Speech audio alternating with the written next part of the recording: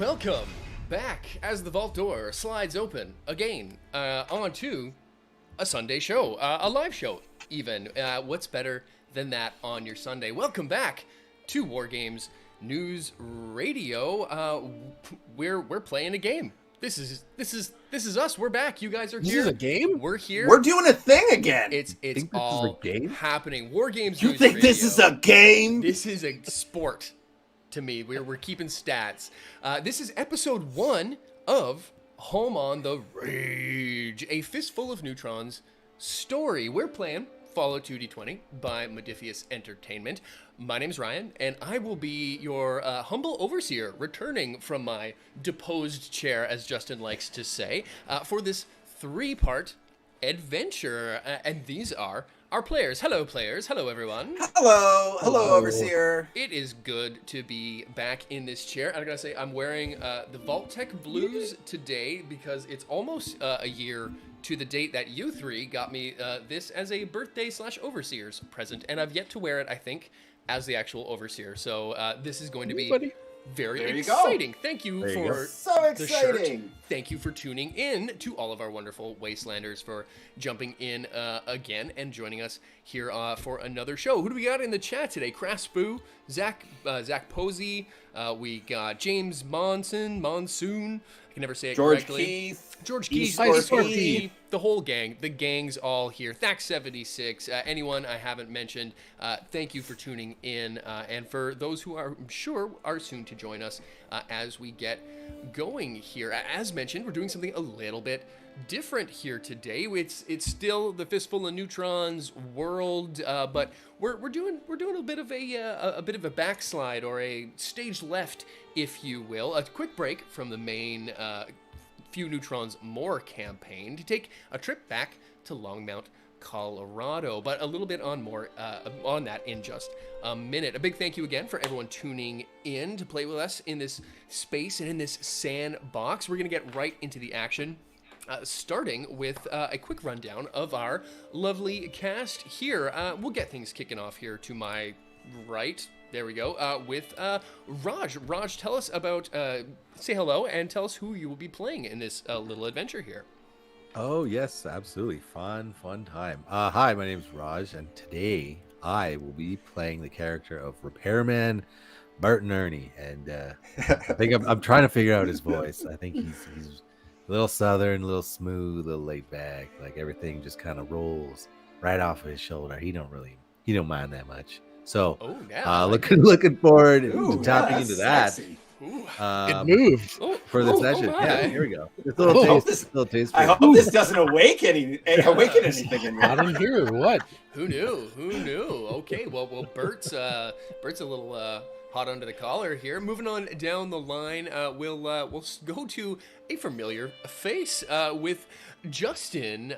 Who are you? Who? Who are you? I am actually so excited because I, like a pair of well-worn and broken-in jeans, I'm slipping back into the role of the Yuri Andropov, a ghoul wastelander and caravaner, ex-preacher as well.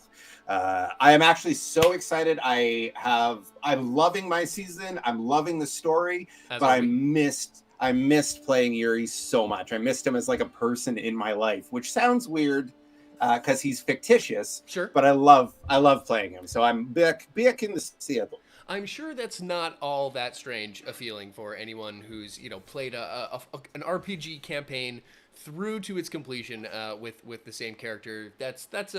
I'm sure that's a familiar longing with a lot of folks in the chat and out there in the gaming world. And we'll move on down the line to our last familiar face in our cast of characters.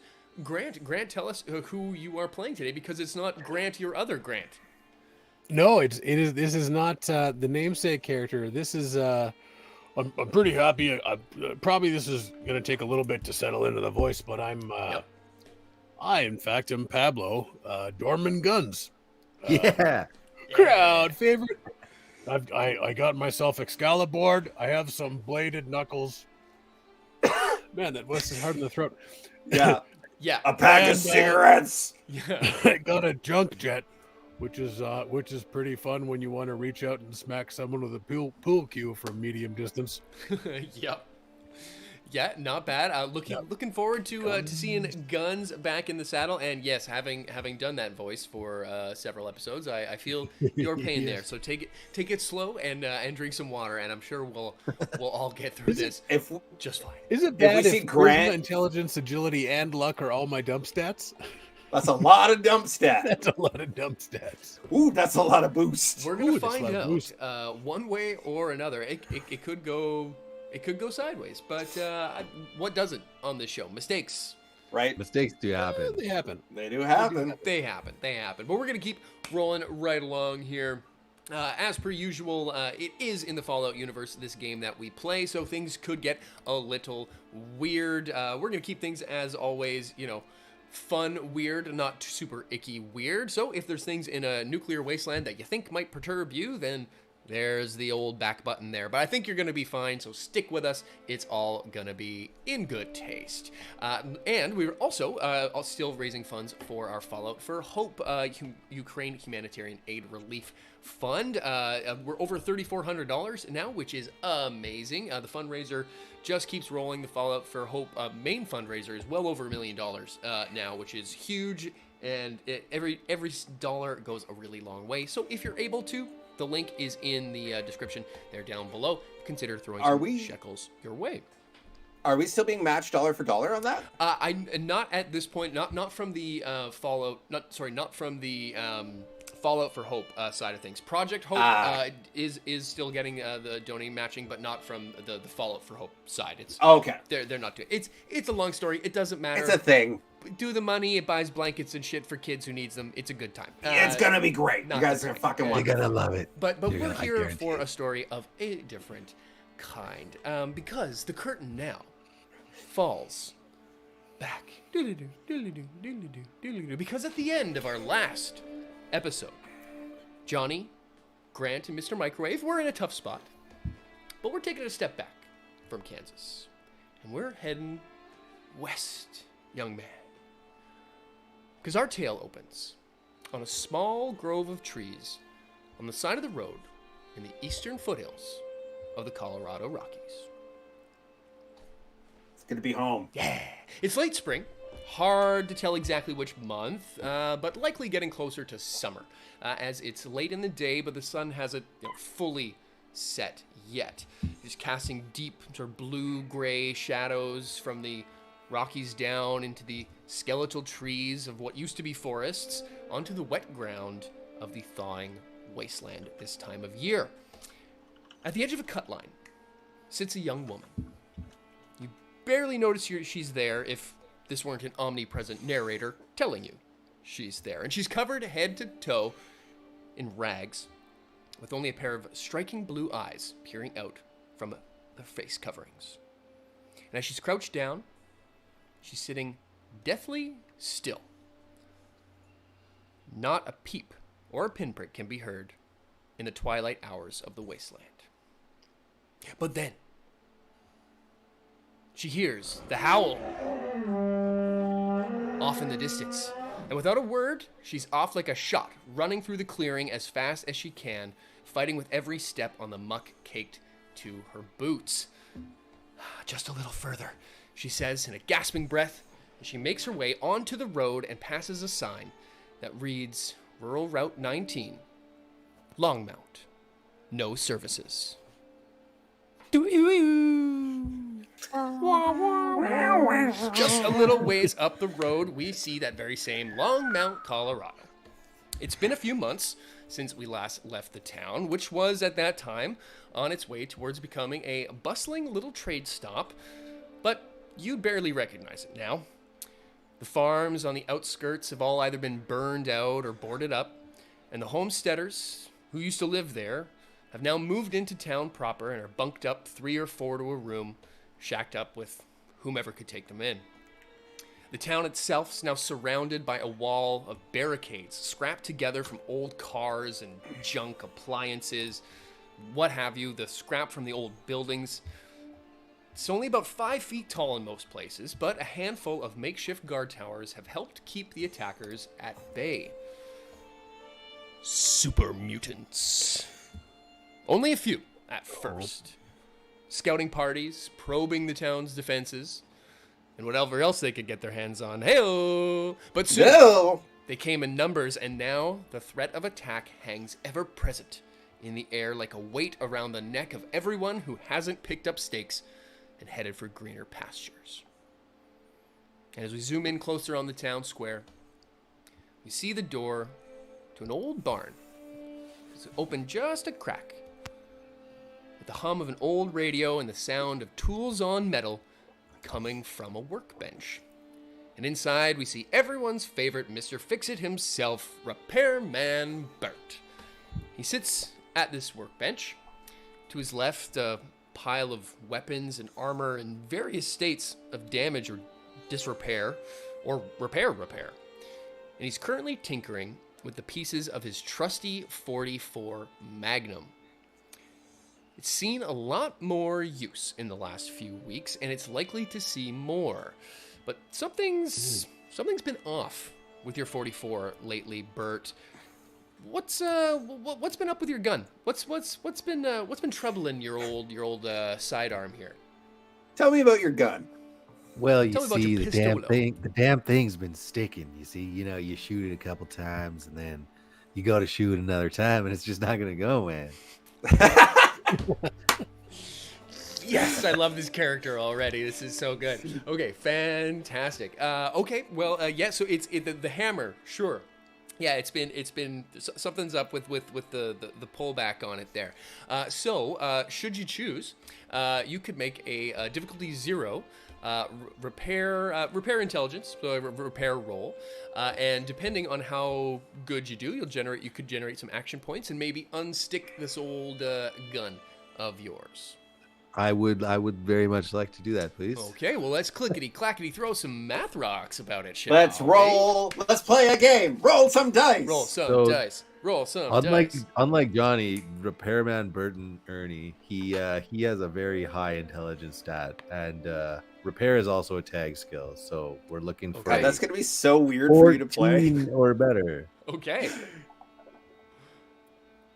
There you go, baby boy. Okay. There you go. Just one and done. Yeah. Maybe Bert, at this late hour, maybe you've been having a little too many sips of the sauce that's on the right hand side of you there, because you're fumbling with it a bit, but you do in fact get it off, and sure enough, your gun is now in a mighty fine whiz bang shape, and because we're doing sort of a jacked up level 10 character one shot campaign, we're gonna go ahead and as you're tinkering with it here, you're gonna give yourself a mod to your good old gun here as well. So I'm gonna pull up your 44 pistol here, and a mod of your choice, sir. And you were messing with the spring, so we'll say it's the receiver mod. You can get a hardened receiver, powerful receiver, or advanced receiver, sir. The benefits are either crank up the damage, slightly crank up the damage, or add some piercing to it. Oh, advanced receiver was my nickname in high school. Heyo. Sure. That's too piercing.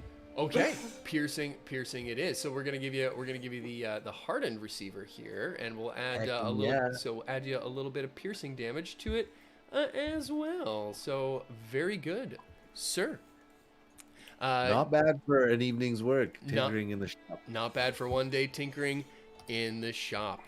As you get your sort of gun reassembled here, admiring your handiwork, you pick up your weapon and slide it in the holster and start heading towards the watering hole, the local saloon here in town. As you cross the square, you see young Hondat dishing out a particularly rank-looking batch of Carla's rad possum stew to the hungry masses in town who are lined up. They look tired, they look hungry, and they look like they haven't seen a proper washdown in many moons. Everything of value or use in town has been sort of scrounged up and stockpiled here in the market, which is now acting sort of like a supply depot or sort of pit stop, not pit stop, sorry, pantry, like a livery, more like, for all of the food or anything of value that could have been scrounged out from either the wastes or the homesteads on the edge of town. And it also acts as a bit of a soup kitchen at the moment for anyone who may be in need of a good meal. Or meal, good, could be questionable. A meal. There hasn't been a lot of game or any rad possums seen in a long time, so no one's quite sure where this infinite supply of rad possum stew keeps coming from. But it's better not to ask. Hey, don't ask. At this stage of the game. Entering through the swinging doors of the watering hole, you see the sort of de facto leaders of the settlement at this stage of the very dire game that you all find yourself in, and the brain trust of Longmount's resistance gathered about going about their tasks for the evening. There's a large table in the center of the room with a map of the area tacked down with a really cool, combat knife looking thing, because that's fucking combat hardcore. knife. Yeah. Because it's so badass. Badass, yeah. As in this room are MacArthur, St. Louis, and Carla, who are bickering amongst themselves as Carla's behind the bar, dishing out a drink to either of them as they're going through a list of supplies and talking about rations and ammunition counts and some pretty boring but yet pretty important stuff. And at this table as well, pondering over the map, is Yuri Andropov, the ghoul caravaner, and next to him is the wasteland's biggest and baddest bouncer, Dorman Guns. Yuri, how is your general disposition? General disposition? At this moment, both at this stage of the day and of this stage of a conflict, which as of yet you are still nebulous about. Justin, the player, doesn't know. Yuri knows very well. You're saying that it's late in the evening? Yeah, it's probably, it's like that late fall getting into summer, probably like 7:30. So it's not quite, fully dark, but it's like twilight. Late spring getting into summer. Yeah. Okay. Twilight hours. Okay. I think Yuri is only catching like a few winks here and there where he can. I think for the most part, he, as it ministers, as it were, to the people of Longmount, in between attacks, healing, moving about amongst the wounded, doing the best he can to keep morale up. But I think, especially to people who are close to him, like maybe Doorman Guns, they've built a relationship. You can see that it's wearing down on him. Even as a ghoul, the 2 or 3 hours of sleep a night for weeks on end, and very busy, hectic, crisis-filled days are making him look a lot older than he is, which is hard to do because he's extremely old. Because he's 700 years old. I'm tired, boss. I'm tired. Take my hand. Take my hands. Yeah, so I see. I think what you see is him over a map of the immediate area, marking out where they had been. The Super Mutants had been probing and attacking the walls. Very uncharacteristically, I think he's got a cigarette lit, which is something in the first season. Yeah, Yuri only smoked like once in very dire times. So I think you see him smoking a cigarette and sort of rubbing his brow and saying, Pedro, this is not good. We are effectively losing this siege against our town. The attrition will eventually kill us. We need to find a better solution to this. Is untenable. This is fantastic because viewers of the previous scene that we saw cut to will notice that this is the exact same scene. In fact, we cut to. Yeah, and Justin said like half of the exact same shit in that scene there that he said right now. So we didn't even fucking plan that. Yeah. We didn't even plan that. Take that, fucking Critical Role. Suck it. We're coming for the throne. We're coming. Watch the throne. It's the exact same scene that we cut into as luckily the dialogue matched up as Dorman Guns. What have the last couple of weeks as these increasing attacks by big bad muties, not unlike yourself, been for yourself?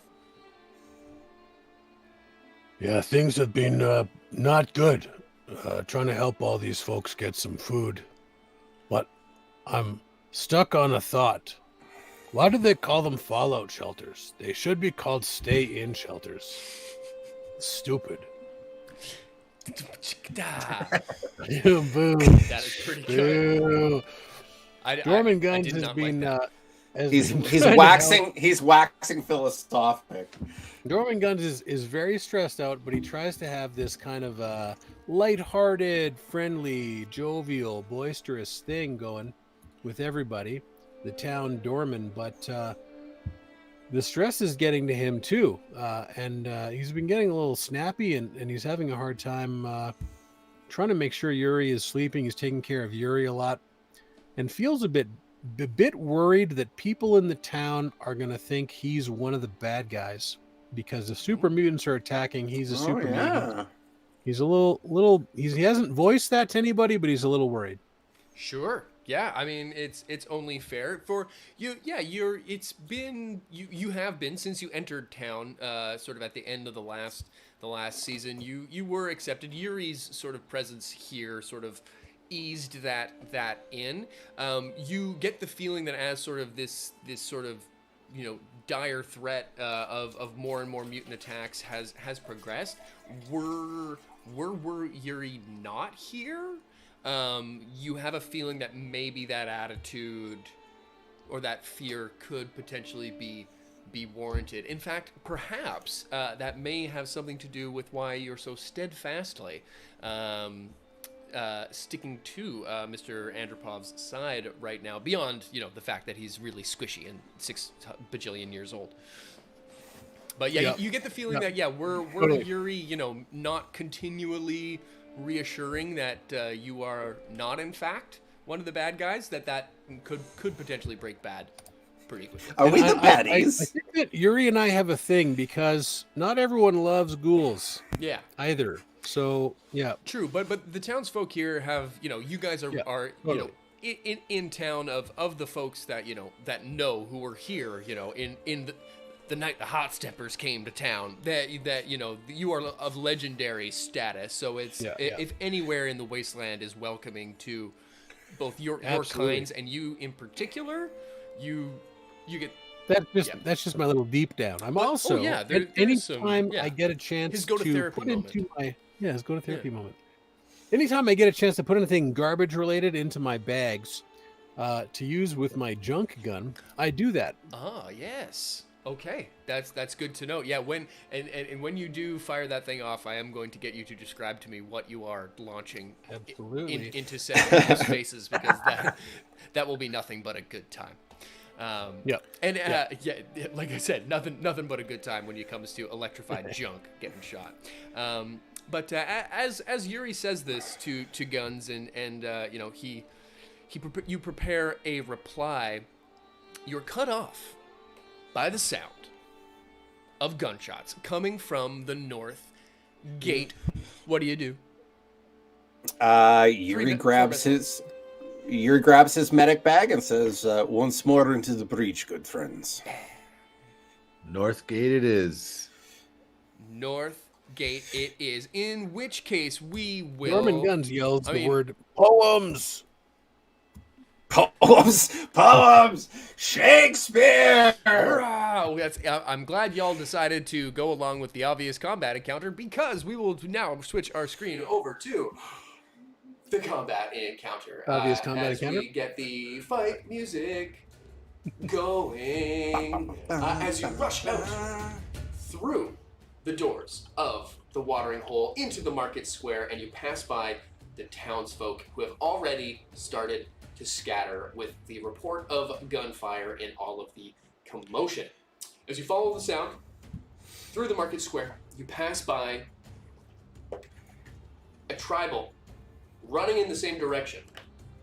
She passes by you, running far faster, and sprints up onto the top of one of these guard posts and relieves another tribal sitting next, who's firing shots into the distance, takes their lever action rifle and looks at you and makes a quick sign and then starts just unloading. And you recognize that sign, motherfucker, Yuri, as a sign that you've given from this tribal who cannot speak. That means mutant hounds. You three mutant hounds get up to the gate, and the tribal who's up there yells down and says, "Hounds, looks to be about half a dozen. And there's something else. There's someone running." What do you do? You see what you see in front of me, the map here. It is a gate made out of, this part of the gate here is made of like shipping containers. The ones here that are sort of running parallel to the map are like sort of storage for weapons and things like that. And then up top, you've got sort of this makeshift guard post up there. Who Avum, the one of the Legion remnants, who happens to be MacArthur's daughter, is up top on the guard post. You know that she cannot speak. She had her tongue removed by the Legion, but what she lacks in vocalization, she makes up for being a crack shot. And that is what you see. You've been informed that there are mutant hounds, and someone running towards the gate. Ta-da! Combat begins. Okay. What do you do, gents? Yeah, combat. I'll just go Are we ahead in and throw initiative y'all order on yet? that. Yes, so on the combat tracker, it starts, in fact, with Avum, who just had a gunshot up at the top. And the next character, in fact, is Repairman Bert. Oh, Bert and Ernie. Burton. Ernie. I'll get you all on the map here. Burton Ernie. Burton. Burton Ernie. Burton. Yes, Burton indeed. Ernie. That is correct. Yes. I'm gonna type it out. That is correct. That is correct. This map is as you see it here. I can't remember which Patreon I got this from, but thanks to the creator, it's a really good map. So there's stairs on the left-hand side here that go up, and there is the main gate proper, which is essentially it's kind of like the doors of some of these shipping containers that have been made to be able to open up into the wasteland.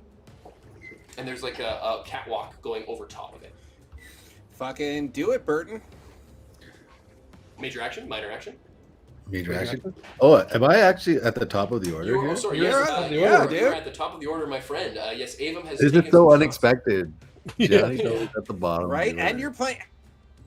you're playing a smart character, which is going to be an adjustment. Exciting. Yeah, something different. It is quite an adjustment. Okay, so Bert is gonna perch himself up on top of the catwalk so he can kind of be looking in a downward area.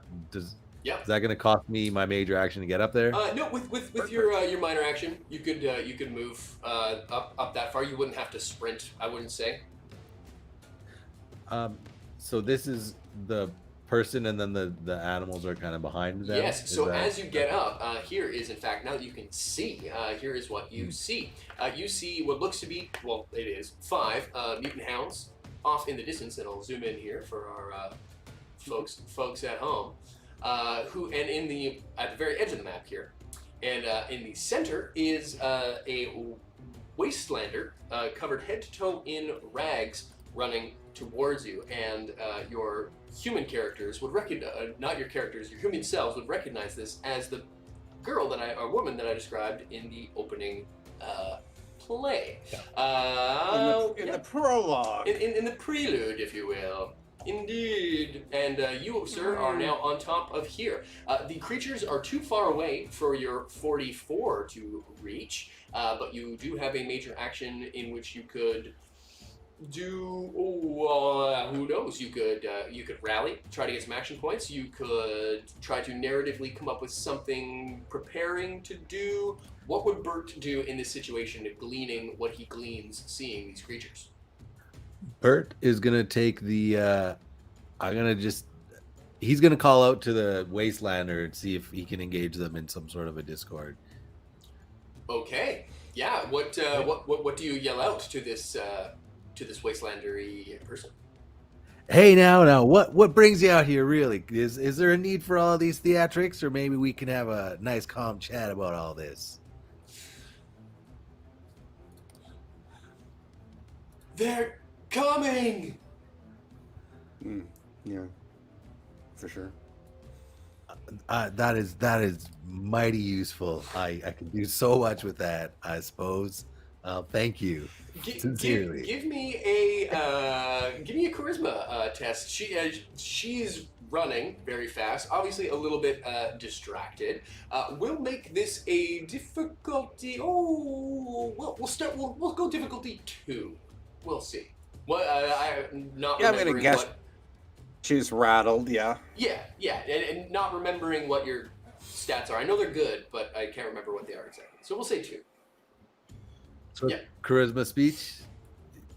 Oh, so that's a target 13, and that is a tag spell. Okay. That is not good. Your quippy comeback. Do it, baby boy. Gets that's a crit fail.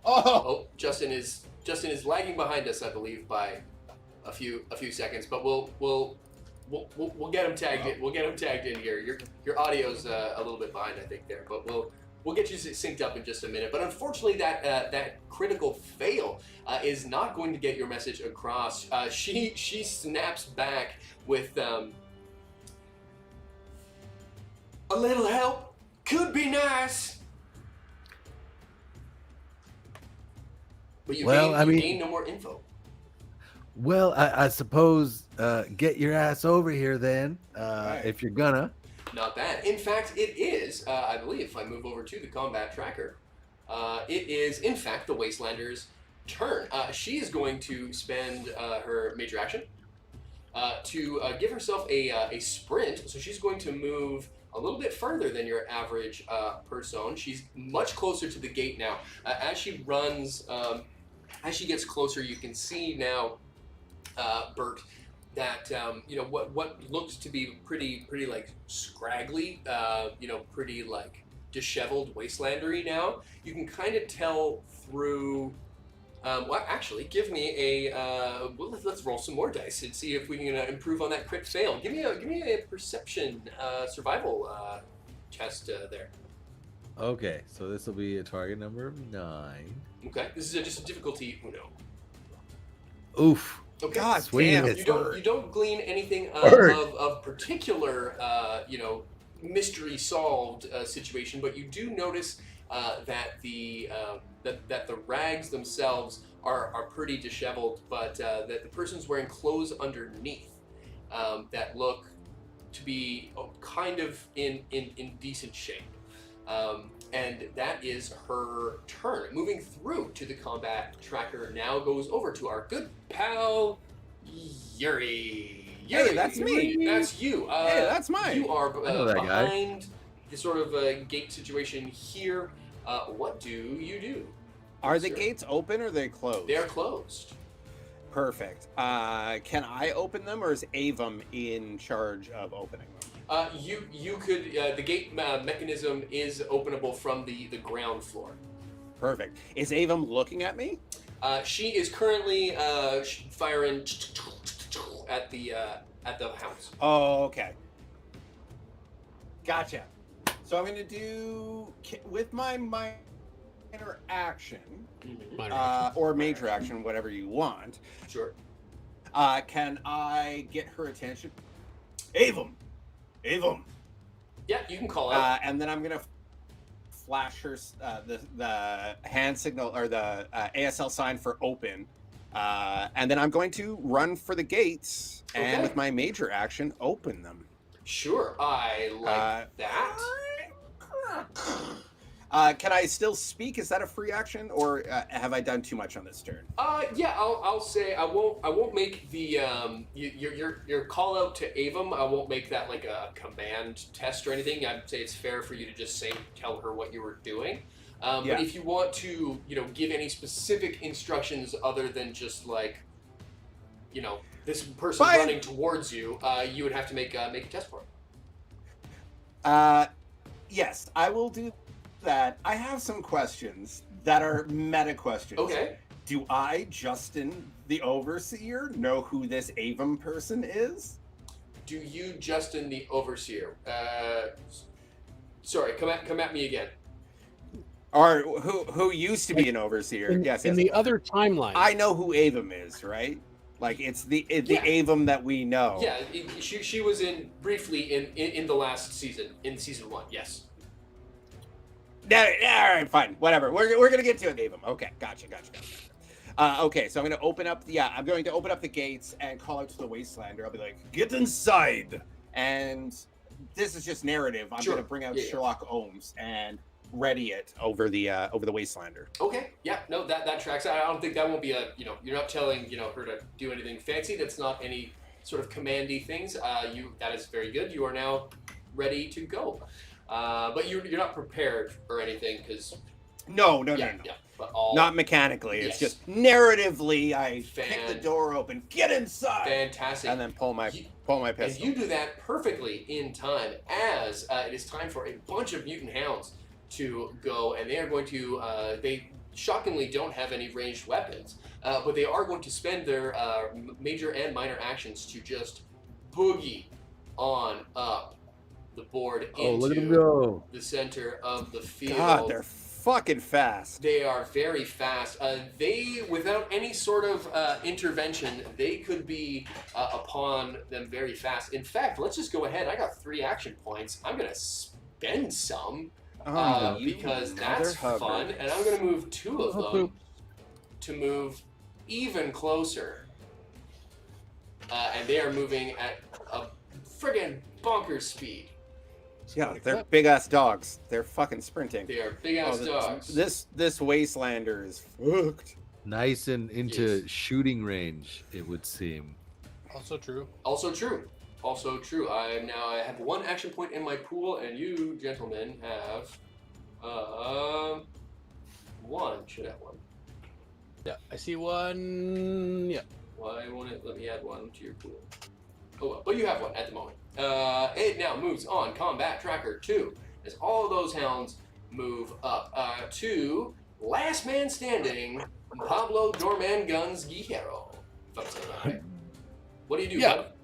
close enough. I'm gonna move up. I'm gonna try to. Can I hop up onto this shipping container? I'd like to get a better look because I'm way back out of the action here. So I'd like to skedaddle up to about there. Sure. You want to get up over top onto it? I'd like to be like higher ground. Okay. Yeah. I will make you do a athletics check for that if you're hopping up. You're a big boy, but I've got athletics checks all day. I thought you might. Let's do it. Difficulty 1.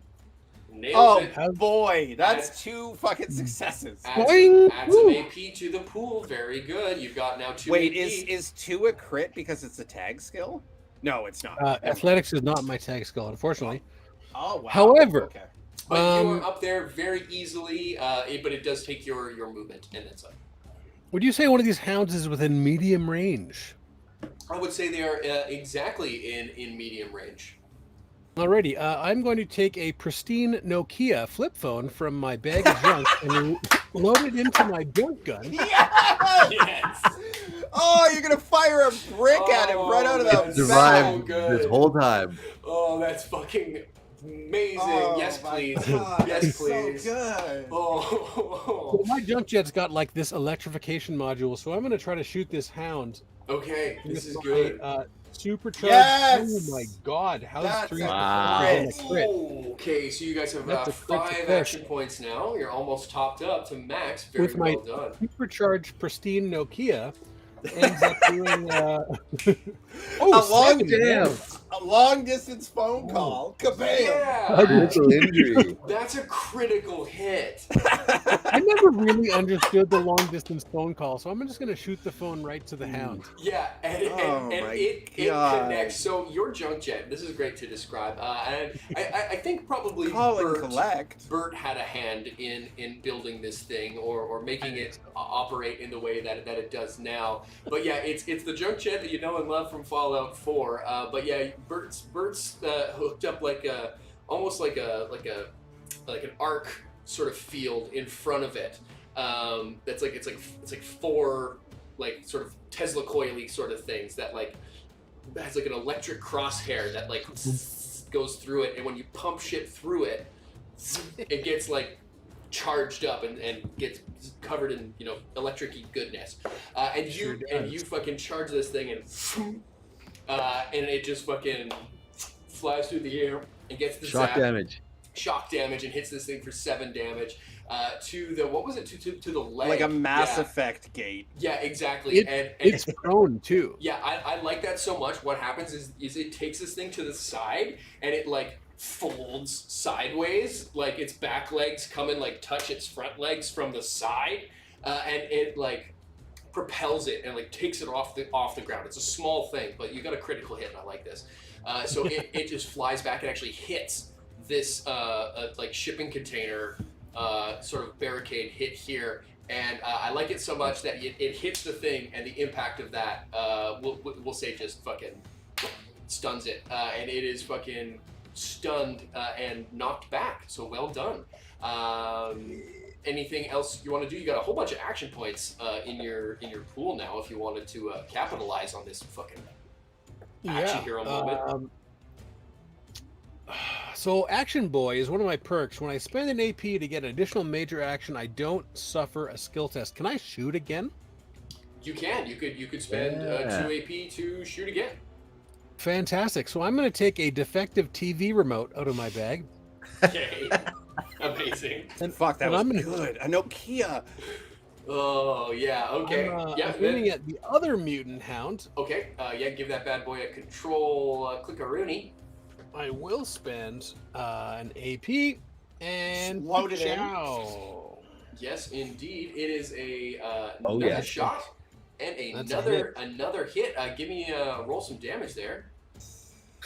Oh, man. Again, Poor dogs a can't catch a critical break. hit on Mutant Hound 1. Jesus. But they can catch a phone. This junk jet. Bleeding heavily. This thing thumps. This thing takes a hit. You didn't get the critical hit on this one, so no fancy special stun or knockback. But you have rung this thing's bell. It is. Some would say it is looking bloodied. If that were a thing. Jesus. Yeah. Jesus. It lets out another painful howl as we move through. I imagine, well, I guess you're maxed out now. That's it for me. Up to Avum, who's seeing your handiwork there, is going to... oops, that is the wrong thing. Why is that dog ringing? Yeah, why is that dog Raj, ringing? you're a piece of shit. That's so good. Why is that dog ringing? Ava, this is a dumb show. This is a dumb show. It's a great show, and I like it. She's got, what does she have here? She's got her, a rifle. She takes a shot. She critically fails and misses. She shoots, and the lever action, what the fucking firing pin or spring or something. You can tell that she without a sound because she can't talk, makes kind of like her version of fuck. This is a known issue and a known problem that she's had with this gun, what with it being so frequently used these days. And seeing that Repairman Bert is right next to her, she just looks at you and tosses you the gun, which you now have in your hands as it now moves naturally in the combat order, which is really fun narratively, to Repairman Bert, who you now have a busted up rifle in your hands, because Avum shit the bed on her turn. What do you do? Can I spend extra AP? What do I need to be able to jerry rig this? Do I need to spend a major action to do so? Oh, major action. Yeah, you could spend your major action to yes indeed use your jury rig perk to try to repair this thing. What's my skill check here? It's a good question. Let me just check your perk here. Jury rigging. You can repair an item without needing to expend any components.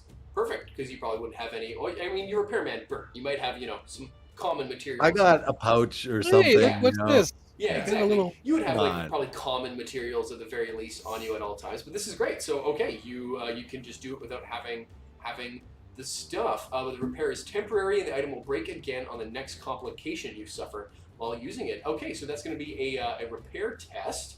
I will say, just because this is really fun, we'll say it's difficulty 2 again. All right, intelligence repair. Intelligence repair, and you have action points in the pool should you choose to use it. Let me spend 1 Okay. or to buy 1 extra dice. So I need 2 APs or 1 AP for that? That would be you 1 AP for the first dice. Okay, yeah, just 1. Here we go. Sounds good. Okay, 3 successes. Yeah. Okay, well then, Bert, you just quickly hunker down behind the barricade sort of edge here, and deftly this isn't your first rodeo putting this particular gun together with this particular problem, and you deftly sort of cinch it back up. You've got it now in your working hands. That was your major action. Do you want to do anything with your minor action? Could I spend more AP to take another major action? I want to narratively, what I'd like to do is receive the gun, fix it right away, throw it back, and then take a shot. Oh hell yeah, we can do that. Absolutely, yeah. We will spend 2 AP to do that, and please, I will have you selected there. Swing away, Bert, or shoot away, I should say. With your number new 1, you're going fancy down, buddy. 44. This is gonna be fun. Let's do it. That's dope. Oh, okay. Well, darn! It doesn't miss. Sorry, it doesn't miss. It doesn't hit, but you do the thing, and it's pretty damn cool. You get you get the shot. You get the shot off, but we're in a John Woo movie.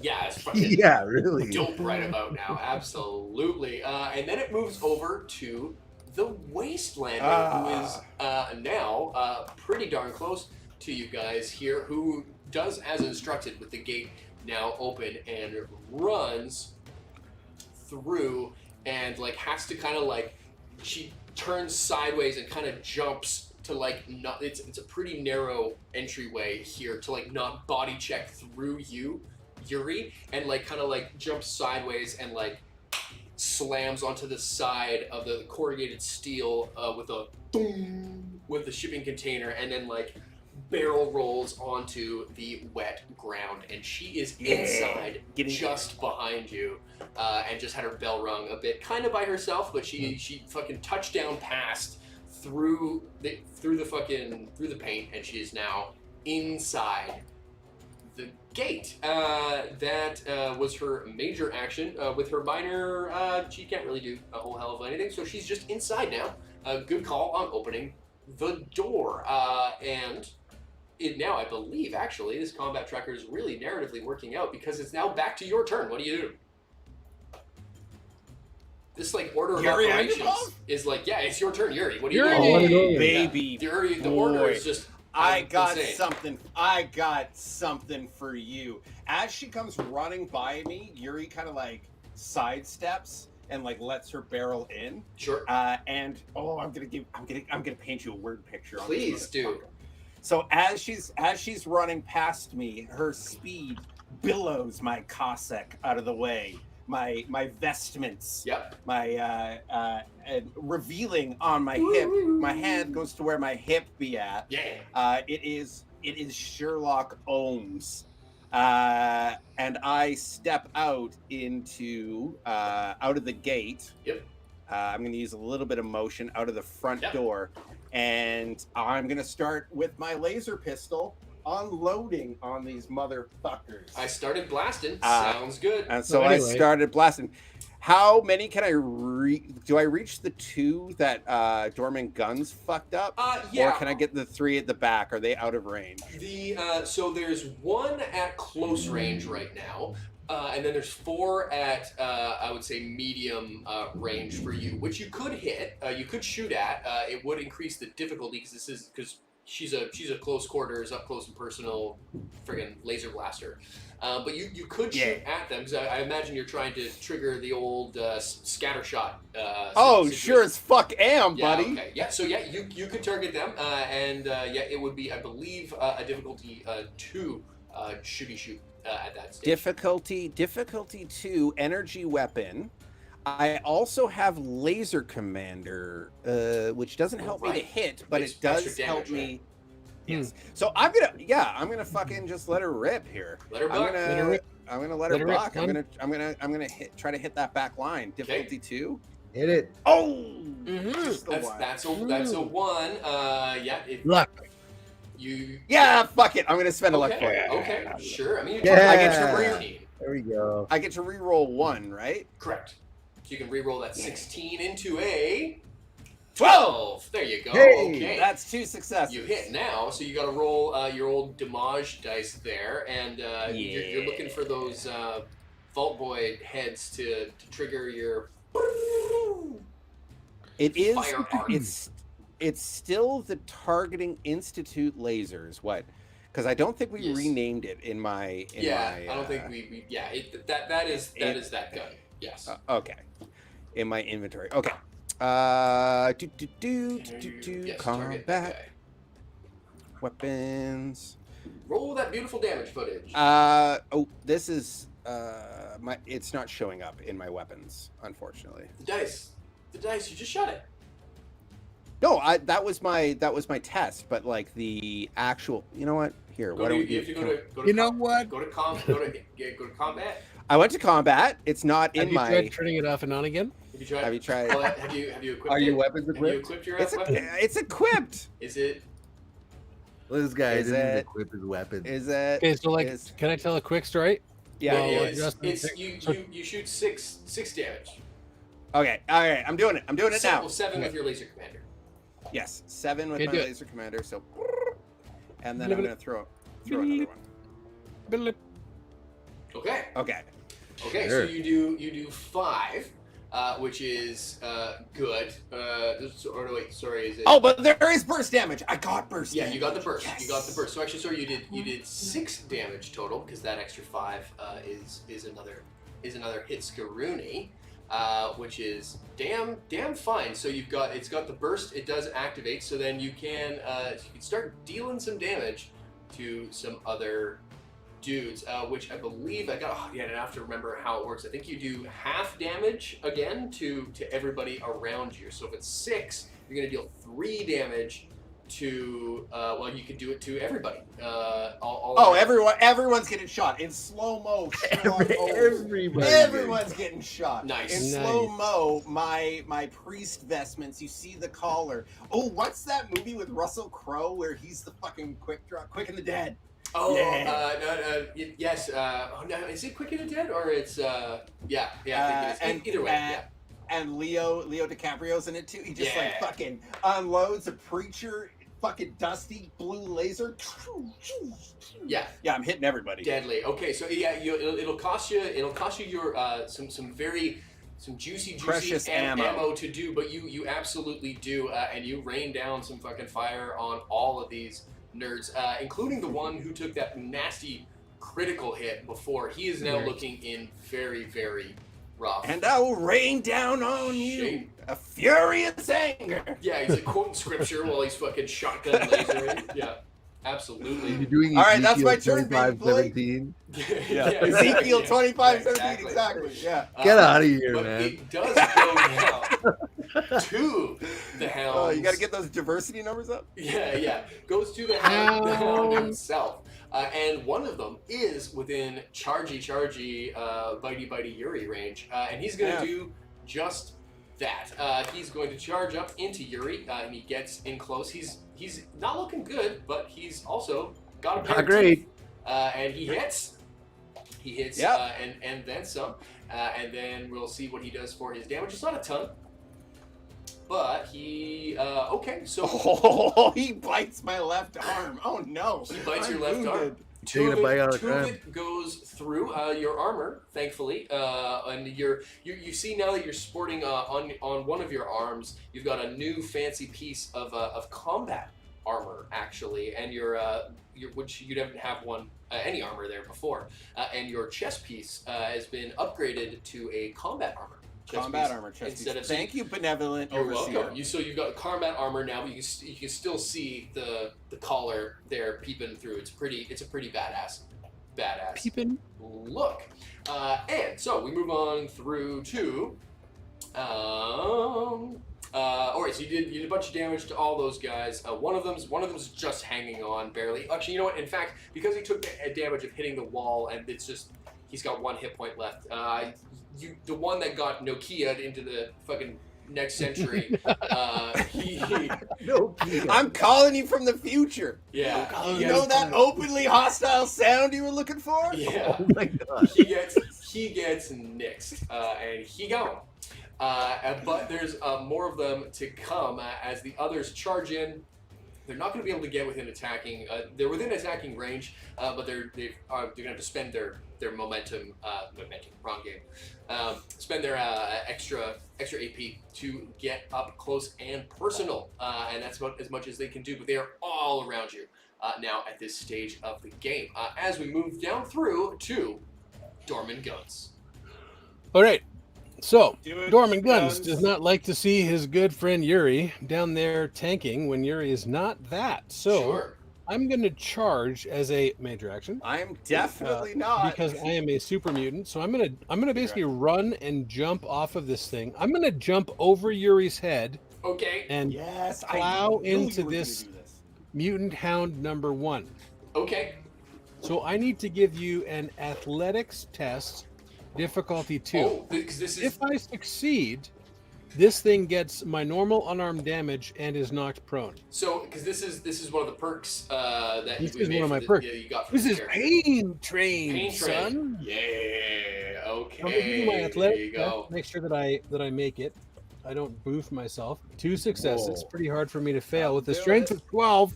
Yeah, super mutants, they're jacked up. Okay. Okay. So you so, hit. I add a combat dice of stun damage. So I'm going to do that manually myself. Okay. So this is the stun damage. So It 1 hits. stun damage. Yep. And then as far as combat, it is a normal unarmed attack. Unarmed attack is not actually in my character sheet, but Knuckles is. So can we say my unarmed is Knuckles because I'm running and punching? I think Knuckles counts as a unarmed It does. weapon, I think it counts as unarmed if attack. I'm correct, yeah. By the way, everyone at home, you're going to fucking love this. I'm loving it. You're going to love my nut. Watch this. Dorman Guns fucking womps. Oh my god. 9 damage, 3 of which is persistent. That was the number 1? That was a punch. I just did 9 damage, 3 of which is persistent. I don't even... What does persistent do? Persistent is they keep taking it after the fact. I believe that's like I think that's the injury that you have caused here. Yes. Or maybe because they're bladed knuckles, right? It might be they are bladed as well. Yeah. Yeah, it's probably it's going to be the bleed damage there. It doesn't matter because you come down with your fucking Wolverine claw, however you narratively decide to taste this thing up. And yeah, this thing was already looking bad from when fucking you hit it with the remote control, but you come through now and just like smack it through, and like it should like have enough force to like you hit it through and like bury the blades in through, and then follow through with it and just throw it off your fist it is super dead. And a remote falls out of its stomach. Yeah, I hit the dog so hard the batteries fell out. Yeah, and it is super dead at the moment. Super dead. Oh my Super God. dead. Fantastic. Osborne. That's Super good. dead Osborne. That's good for Pablo. Pablo's done. Okay. It's going to move through to the top of the order, which is Avum now, who's got her friggin' rifle all shined up, thanks to a nice quick fix up from Bert. So NPC's gonna start blasting. She's gonna take a shot with her combat rifle, and she hits this time around, thankfully. Nice. And it's damage dice. She deals. So it's blocked by the armor. She deals 4 damage, but 3 of it sneaks through. So it's that hound is now looking okay, but not great after the laser fire and now that second shot, which is now going to bring it over to our main man, Repairman Bert. What's your move here, pal? We're gonna try and Alright, shoot one of let's these do it. hounds, mutant hound number 2, as it were. Rodos, absolutely. See what we get. Here we go. 44 Magnum, taking a shot. Oh, that'll do. That will do. That will do indeed. Roll me some damage dice, sir. That's a bunch. Oh, that's a lot of dice. Wow. That's a lot of dice. That's a lot of kick some dice. dice. That's going to, I think, let me just take a look at Mutant Hound 2. It is on death's door. It is not looking good, but that shot, the critical wound, to its, we shot in the leg, you blow like a chunk out of this thing's rear. You shot me right in the leg. Oh, If it could speak English. yeah, is what he would say. Yes, exactly. And so I'm very badly burnt. yeah, exactly. You're reading my mail. And it takes a quick a hobbled limp, when a dog gets hurt, it's like boom, boom, but it's like a giant mutant who's like "Arr, arr." It's not enjoying what just happened to it. It is not looking good. Anything you want to do with your minor action? No, I'm just gonna be snarky, like, take that, you goddamn beast. There you go. One-liners. Yeah, we got to get the quips. Very, very good. Get them quips. And it now goes over to the Wastelander, who doesn't do a whole hell of a lot of much. She is now now that she's in the sort of safety of this thing, she's trying to get herself up, but that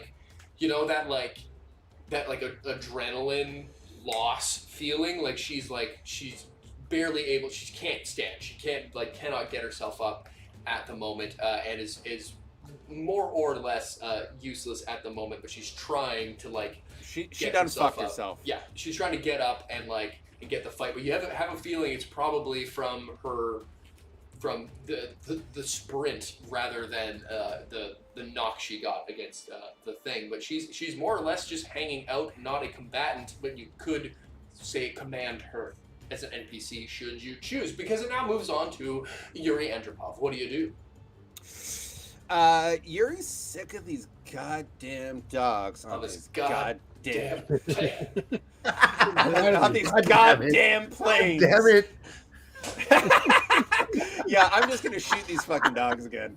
Fuck it. Yeah. Let's not get fancy. Sherlock Holmes is being wielded upon them. Okay. And Yuri is muttering to himself again, tired and upset.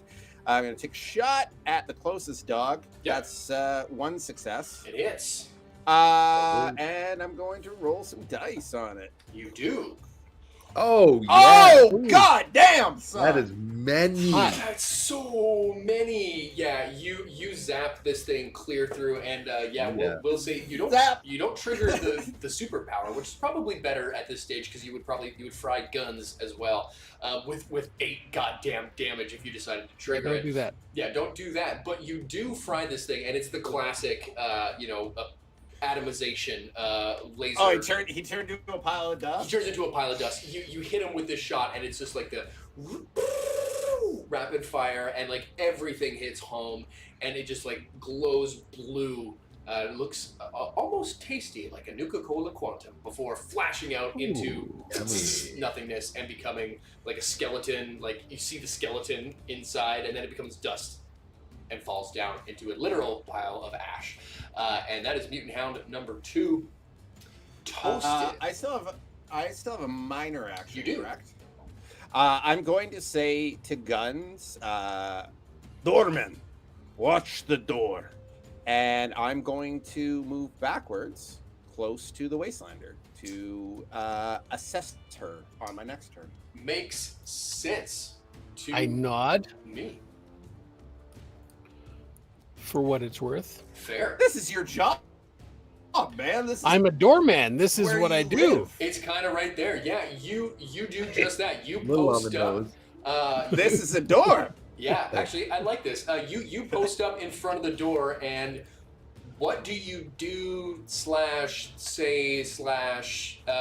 These mutant mutts are looking pretty nasty, and they're sort of like circling you, debating whether or not to press the action.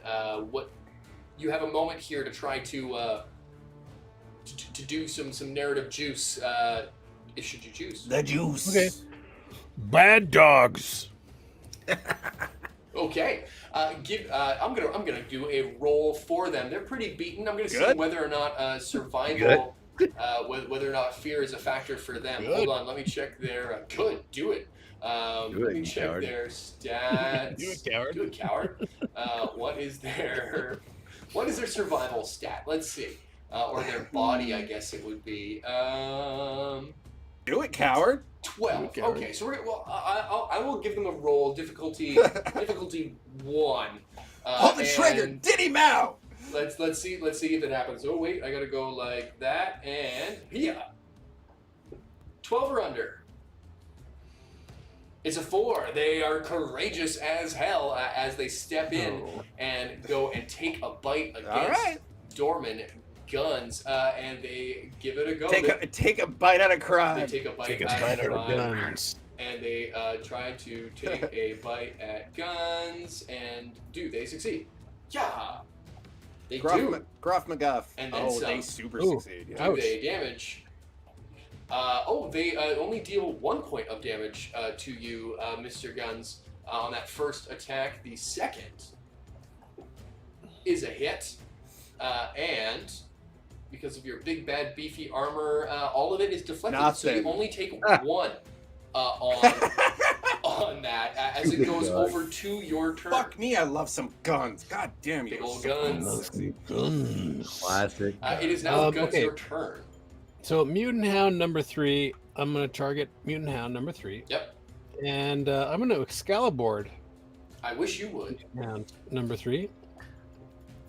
Oh, that's not as spicy. I hit, but I Ooh. complicated myself. So I don't know. You want to tell me what magical shittery I just encountered? I would love to. Yeah, absolutely. You come through with this Excalibur. You do hit. It connects. You get it through onto this first dog. Give me your damage roll. Happily. Oh, Here we go. Okay. Jesus, That's- so many fucking Yeah. dice. Okay. That's That so gets, many- that gets through. You get through and you do deal the damage. Where did it hit? The right arm, dog arm. Sort of leg thing here. Right We'll say arm. It's the Right arm, critical dog arm. swing. So you cleave through it, but on you weren't expecting to cleave through it. So on your sort of back swing, you come back around and catch yourself sort of off-footed, and the second dog is going to make a attack of opportunity on you, so to speak, and it's going to get a freebie, and it's just going to take a quick. If I can make it Nom, nom, nom. attack Nom, nom, nom. quickly, nom on Dormant Guns. It hits, and it no damage because you're so beefy. So in that case, you are doing just fine. But you dealt 6 damage to that first hand. The doggos, they do nothing. I would like to. I'm going to buy an action point here with my action boy. Okay. And I'm going to target Mutant Hound number 3, and I'm going to try to Excalibur again, please. Okay, you're going to Excalibur again. Give it the Excalibur. It That's hits a hit. with all the action points in the known universe. right. Give me that damage roll one more time. Oh my god. Please do. Yes. How's 12? Is that the highest we've ever seen? That is That might be. incredible. Maybe except for like the exploding car situation. Oh, yeah, that was Exploding That car with ruined. fire. But that Wow. is, and it's more than enough to take this thing from like having just taken a little bit. It just took like a little bit of damage to being insta dead in one shot. And with that, I'll say that this last one licks its wounds and decides that you are not worth having just taken a bite into it, and does scuttle and scurry away as fast Yeah, get out of here. as its little legs can. But where's it going back to? Who sent the dog? Dun, dun, dun, dun, dun, dun, dun, dun, dun, What do you as the know? fight music Who sent you? fades, and just as quick as the chaos ensued and came around, it begins to go back to silence. And there are now the bodies of a few mutant hounds scattered around, but no living ones at all for you to see or encounter. And you now have a disheveled-looking woman inside the gates. What do you do? Well, I guess we know where the food's coming from. Let's Yeah. do. Hey, Some there you arcade go. Yeah, and stuff. so as you, you get through the gates here, you see this woman who's now sort of catching her breath as she scrapes herself up and now sits against the edge of the steel girders here, and oh my god, I made it. I can't. Is this real? Did I make it? She asks. Yeah. To you. You're safe. Come on, get in here. Yuri steps up and like offers her hand, and he says, "Welcome to Longmount. Welcome to Longmount." And yeah, as Dormant Guns comes through, I assume that you slam, like you throw the door shut. Closing the gate would probably be Yeah, I'll shut the door behind us. Yeah, for sure. I a assume. reasonable plan. I don't want to make Yeah. character decisions for you. That seems I will do that. I help her up and I say, "Welcome to Longmount." pretty legit. Oh my god. Am I silent right now? I'm just trying to talk back. Can you hear us? You were a little bit wonky before. Am I lagging? You have I been think lagging. you're lagging. You have been lagging. Yes. Lagging. But it's okay, because we're going to move our way towards a perfectly timed break. Because as you take this woman's hand, she looks up at you and says, "Mr. Yuri, it is you." As we cut to our halftime break. And we'll figure out what is going on with Justin's lag. Yeah, as we, okay. So what's happening right now is that you... Yeah. Stop. Yeah. Stop. Okay. Why would you do that? Why would you do that right now? Stop talking. We will be back in 2 minutes with the halftime break, and we will get right back into the action and find out who this mysterious wastelander is and what in the hell is going on with all of these mutants. So stay tuned, because we will be right back in these messages. Bye!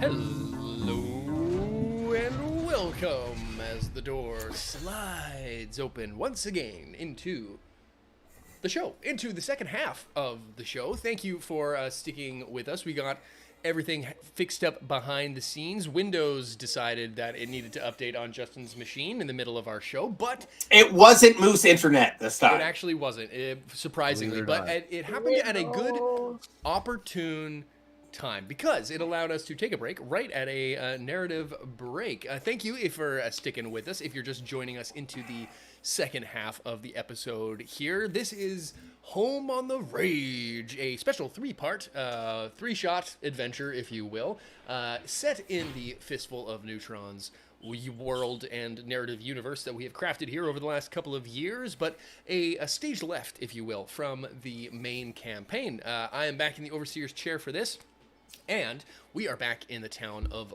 Longmount, where we have just seen a harrying attack by a group of super mutant hounds who were chasing down a lone wasteland wanderer running hell-bent for leather towards the settlement of Longmount. The monstrosities have been dispatched, and the ruckus is now far behind you as we are back in the watering hole, where you now have this wastelandy woman who's now been sat onto the chair next to the table with the big map there, as there's a bit of, there's still some commotion going on as some of the settlers in town are trying to get a peek and a peer through as to what's going on inside the watering hole, and Yuri is now tending to some pretty superficial but, still not fantastic wounds on this woman, while Carla is fixing some drinks for people and some food and tending to some other wounds, and you are all now inside the watering hole with this wastelandy woman and the same cast of characters who was there before the firefight. Does she like, am I gonna need to roll for this? When I'm tending to her, is there anything like, I'm gonna do some triage on her. Sure, I'm gonna yes. do a head to toe. No, you don't need to do any rolling for any mechanical healings of this. She wasn't at full hit points, let's say, but she's gonna be just okay. just So she's fine. not She's busted got up. Pretty nasty cuts, a couple sutures here and there, and that sort of thing. But she's more in sort of just a general shock, if you will, at the moment.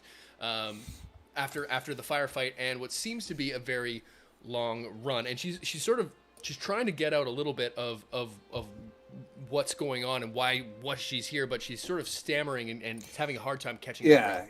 Yeah, I get it. She's panicked. Oh, and I don't know if you heard this right as we were fading out, but as you reached down your hand to grab, she grabbed yours and said, "Mr. Yuri, it is you." So there is a recognition of familiarity, but at the moment,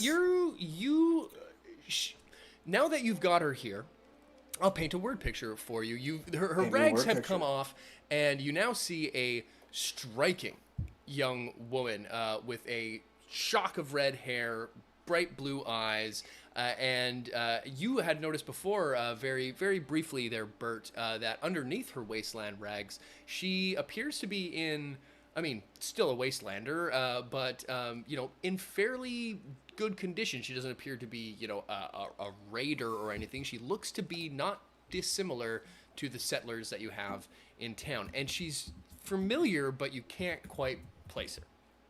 Yeah, I will just say to her as I'm cleaning her wounds and whatnot, "What is your name, darling?" Oh, right, of course. I should have started with that. My name's. I'm not surprised if you don't remember me, but my name's Margot. Margot Cartwright. You probably don't recognize me, but you met my of the North Californian Cartwrights. Oh, well, I guess going way back, but that's before my time. But no, you might have remembered myself and my husband Jolene from the Altona Hotel. Yourself and a couple of your compadres there helped us get out of a tight spot with some super mutants there. Oh yes, the young married couple. Hey, there it is. You now, long-time viewers, will recall that Margot and Jolene were a young married couple at the Altona Hotel and Resort that the guys blew through town. They didn't do a whole hell of a lot, but you do recall now that they were there, and you did see them off as they headed off to, and I won't make you roll for it, you remember that they were headed back to the town of Loveland, which is about 2 days' ride north of Longmount, and shockingly, if it's possible, even smaller and even less of consequence. Where is Margot? Where are they now? Oh, she's Margot. Her husband. She's Jolene. Margot. Sorry, Yeah. love Jolene. Sorry, confusing. where? Jolene can be a man's name. It's like it's a boy named Sue situation. Yeah, I get it. Okay. Where is Jolene? Where are they now? As you ask that, the sort of color and excitement of talking to you and recognizing you fades from her face as she recounts to you a tale. 2 nights ago, my hands go on her hands. Well, that's lovely. She takes your hand, and as she begins to recount, the rest of the bar gathers and hears her tune as she says that 2 nights ago. Well, I'll do it in character because that's fun. The whole thing, it all happened so fast. We didn't have a time to make a break for it.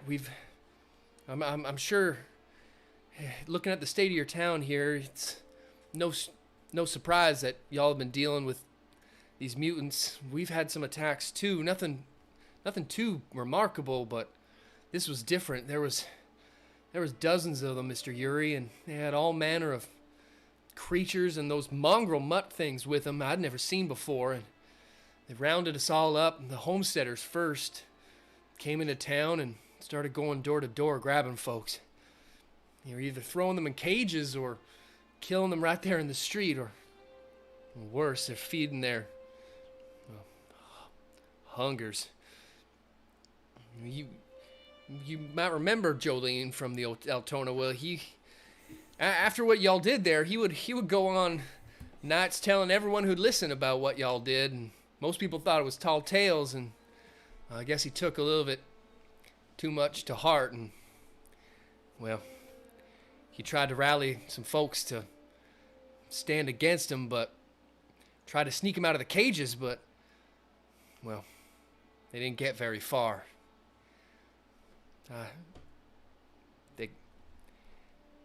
They got pretty much everybody. I think this is okay. I think I'm the only one who made it out.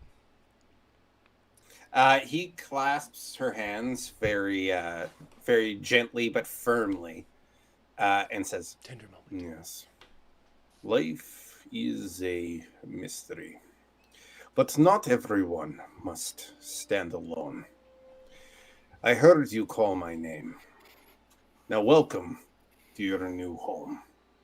And he gestures back to Longmount. Oh, Says, we will do everything that we can to make you comfortable. My most sincere apologies to Jolene. What can you tell us about the attacks other than, do you know where they came from, which direction, time, anything that you have might be very important to us? Well, that's why I'm here. After they cut him down, they made most of us watch, and well, they enjoyed it, Mr. Yuri. Those sons of bitches, they enjoyed it. Pardon my language, Mr. Preacher, but I managed to slip away, and I heard some of them talking. They were saying they were going to come here next.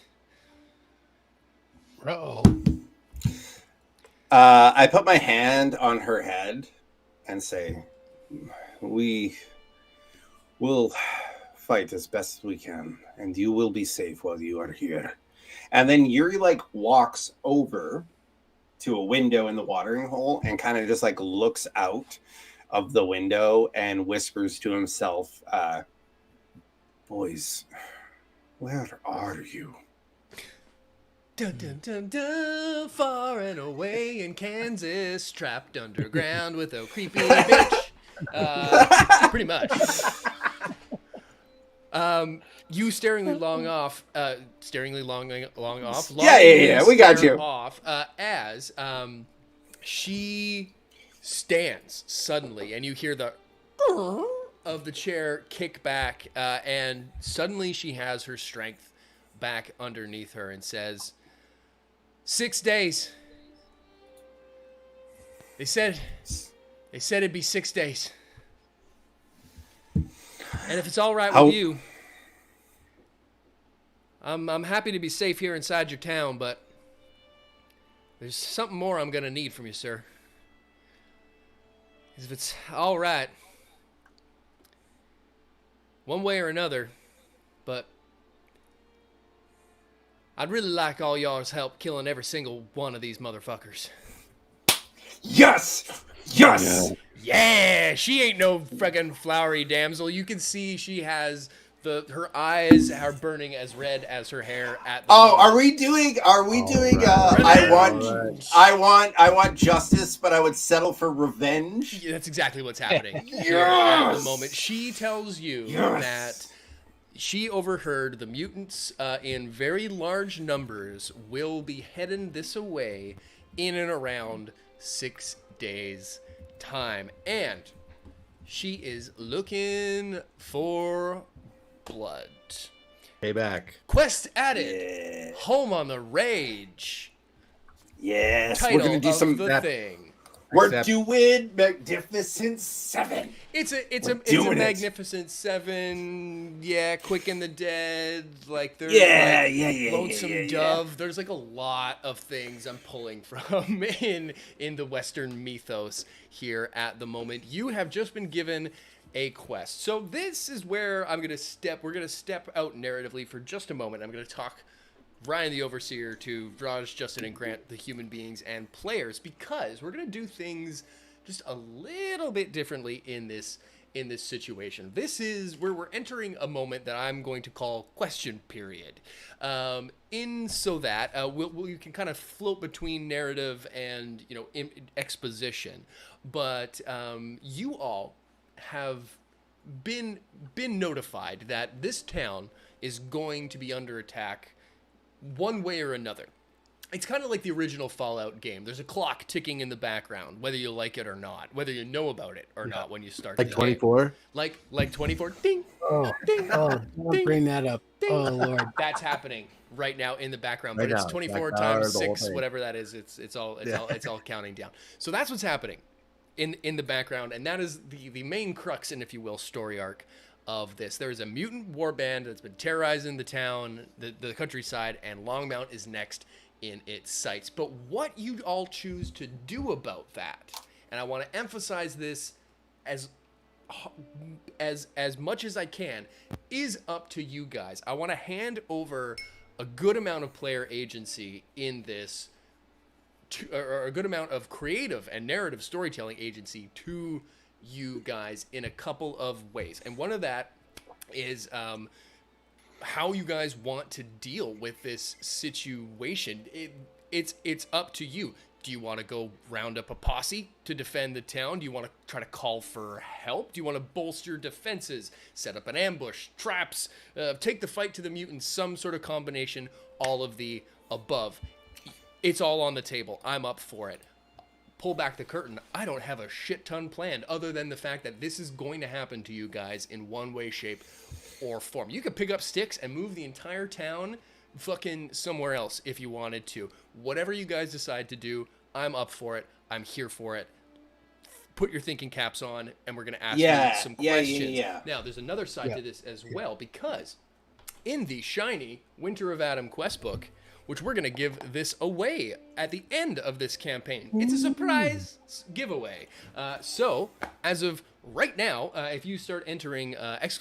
Prize pack into the chat, it'll enter you in to win this book at the end of the campaign at the finale, of the three part. But inside that book are some cool mechanics for both traveling and some stuff that's pulled from some other 2D20 games like Star Trek Adventures and Act on Cthulhu, which lets you guys trade action points for narrative agency in the game. So, for example, say there's a piece of equipment that you think would be really useful for the defense of the town, or some sort of thing that you want to do in this current crisis.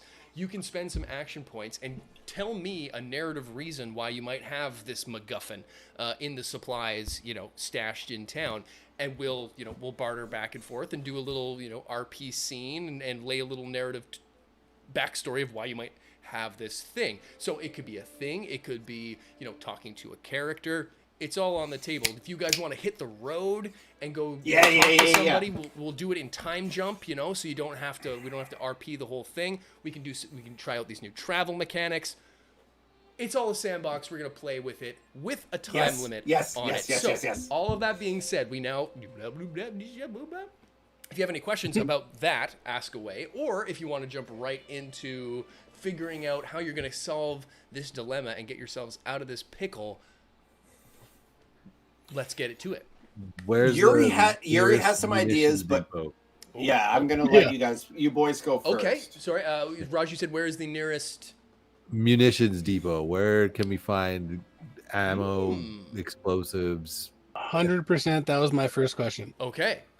Of a like mind, Dorman Guns and Bert on this, absolutely. Yeah. So in town, you've got a bit of a ragtag sort of supply of what you've got left. Some ammunition.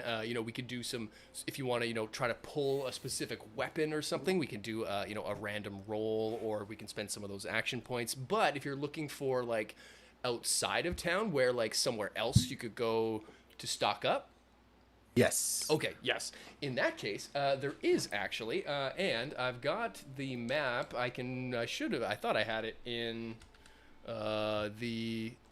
here, but I'll pull up a map. But while I'm doing that, there is to the north. Which way is that? Northeast. There is what you would know. Oh, here we go. Colorado pip map. There we go. I'll drop this into your guys' chat, into our chat here, so you can see. And I'll jump it onto the screen here at some point as well, if I'm able. But on this map is... actually, it's actually directly to the east is Fort Lupton.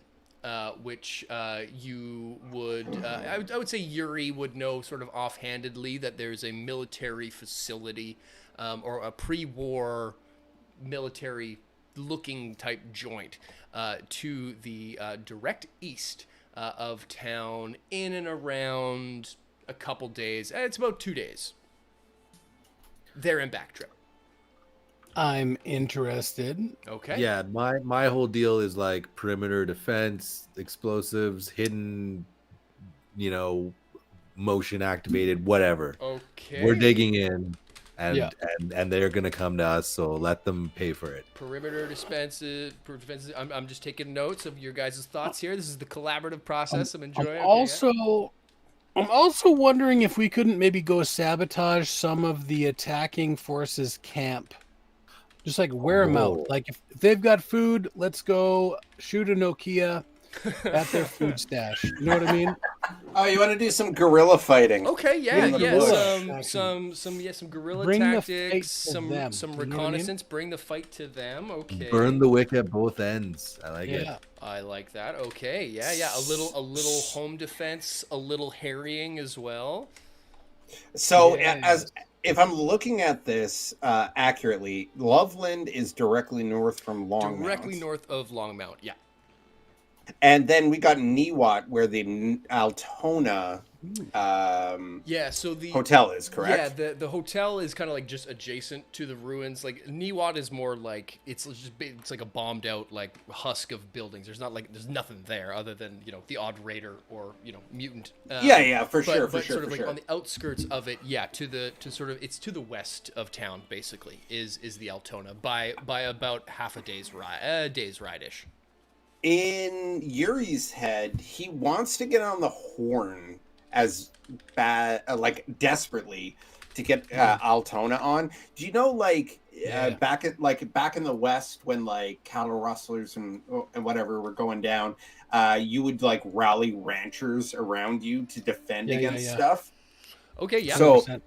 so I think Yuri's main concern, other than Longmount, is getting either the family from Mr. Alexander and his family, correct? Yep. Cookie and Rob? Yep. Yeah. I want to either get them up here or I want them to be like in the posse. I want to start forming. Yuri wants to start forming a war party and go on the fucking offensive. Okay. Like, fuck this defense shit. Okay, I like it. Okay, so we've got kind of like a two-prong attack here, where we're looking at bolstering up against the oncoming attack and doing some damage to their homestead. I basically just want to get them on the party line. You know how like farms used to have like so, phone line. Yeah. So yeah, So with these guys in particular, you're looking to bring the Altona folks here. As more of a support. Yeah, support rather than like okay, cool. You come help us defend. Next season we'll come raise your barn. Totally. This sort of deal. Okay, that makes sense. Yeah, you guys go about doing this with with Carla and you're sort of talking this through, and MacArthur steps up and says and starts asking questions of her and you as well, and similar to what you were asking Yuri about sort of their numbers.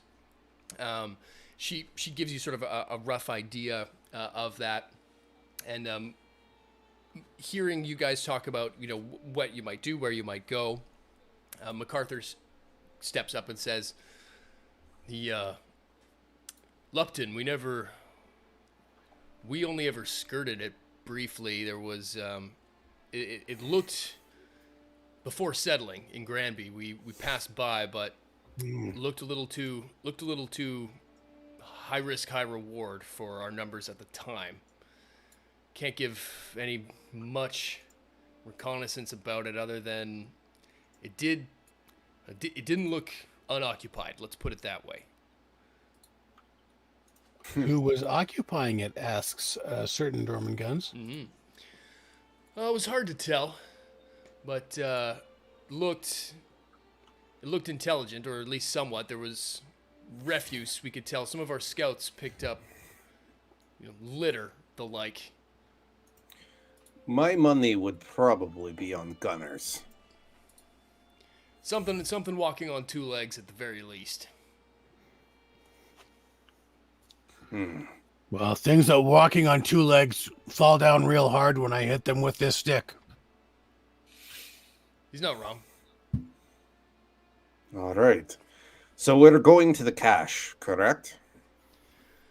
I mean, this is the plan. And he looks at Margot again and says, "You're saying it was a dozen, and would you say they were about the size of our friend here?" And points at Dorman Guns. I take a bow. Yep. Most of them were maybe a bit smaller, but Can I do like a history check? Sure, absolutely. Let's Can I do like a thing to try to figure out what gen these mutants are? Sure. Yeah, absolutely. I would say this would be let's say I've looking at it would be a science-y type thing, so we'll say intelligence, what you know about that, and again the good old catch-all for lore, we'll go with survival as well. So survival plus intelligence. What is your target number, sir? Survival plus intelligence. My target number is 9. Yeah, 9 plus 5, 14. Okay, yeah. Okay. Perfect. Oh, so it's a difficulty 0 test. So depending on how well you roll will depend on how much you know about super mutants in your past. Let's do it, baby boy. Oh wow! Oh, that's three wow. successes. Okay. That's That'll three do it. successes. That helps. Yeah, okay, Trades. that's good. Action point pool up to 5. Hello. Yeah, so very good. So yeah, between both your time out wandering the wastes and getting a real good crash course in muties and greenskins over the last month and a half or two, yeah, you would be able to put together that these are of the Gen 2 type. A little, on the bigger side of the mutant scale, but from what she describes of them, how they talked, she says, well, they didn't sound, they weren't as eloquent as Mr. Guns here. I'll say that she's acquainted now. Yeah. They were much more So, angry. so the thing about Gen 2 mutants is they're not bright, but the only way to kill them is cut off their fucking heads and hide it from them. They are tough. We will need heavy munitions for them. Absolutely. Especially if they are a dozen or more. We cannot defend against this. I wish I could tell you more about exactly how many or anything like that, but I barely got away with as much as I had, but like I said, it's not just them. We've dealt with a couple of them at a time before, but they had those hounds, and y'all dealt with them easy enough, but they had these other. I can't even describe it. I'm not even sure if it was real or some kind of nightmare, but some sort of god-awful thing. She does a quick. I'll mimic it. Yeah, I can't. for sure. I can't even describe it, but they had plenty of them too, and they were. It was just unlike anything I've ever seen. Oh my god! Is she describing centaurs? You would know that she is with that. Critical roll. She's describing centaurs. With that critical God roll. damn! I will give you with the critical roll that she is describing centaurs. She describes some nasty abominations of mutant and human and animal and all kinds of nasty things. I like this might be incorrect. You don't have to tell me, but Sure. Yuri will say they have leadership. They have a master, at least I would say. If they are controlling centaurs and they are in large numbers, they have a master. This is going to be incredible. I'll say that you have a rough understanding of sort of mutant pack hierarchy. Yeah, you would have an idea that there is a chain of command, and yeah, to have some sort of extra. They're not creatures. just fucking like raiders. They're not just scavengers. They're organized. They're at the very least semi-organized. You haven't run into any Gen 1s or anything like that. You also haven't run into any centaurs up until now. You would have seen the odd. You would have seen more than the odd mutant hound. That would not be anything odd at this stage, but you definitely have not seen any centaurs. And for those who may not know, centaurs are a nasty amalgamation of all kinds of mutated shit, all molded together in one nasty pot. They're my second least favorite monster. Yay! Great. It's Mirelurks, then centaurs, and both of them can fuck right off. Well, I'm very happy to have obliged you in this way. Unintentionally, but here we are. All right, boys, do stuff. Let's see what you guys want to do. Okay, we've got a bit of a plan to head out, perhaps to the what did I say? Fort Lipton, I think it said the name was. And Fort Lipton. And to attempt to communicate with the Altona. It is night now. I would say that were you to do a going out party, you could head out now if you wanted to use the cover of night type thing. But you would know that traveling at night has not been something that you have been very successful with so far in the current situation. And you also know, and I'll give you this for free without spending anything to it, the town does have a radio, a two-way CB radio, but it is currently inoperable in that it has taken a couple of bullets during a more recent. I have a plan for this. And it needs to be repaired by a repairman of some sort, perhaps. Maybe. Burton Maybe could do something. So you've got a general direction, and I will let you guys now formulate how would you like to attempt these two things, or more accurately, set them up. I would say you would have time to do what with our game clock at the moment, time to attempt or get a bit of a plan on one.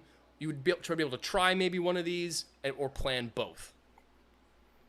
So I think radio fixing is probably the first step. Dorman Guns would suggest that probably to bring maybe half of the NCR Legion deserters. That's three bodies along with the Lupton raid. Okay. That'd be my 2 cents. Yuri will say he wants to leave Longmount as strong as possible.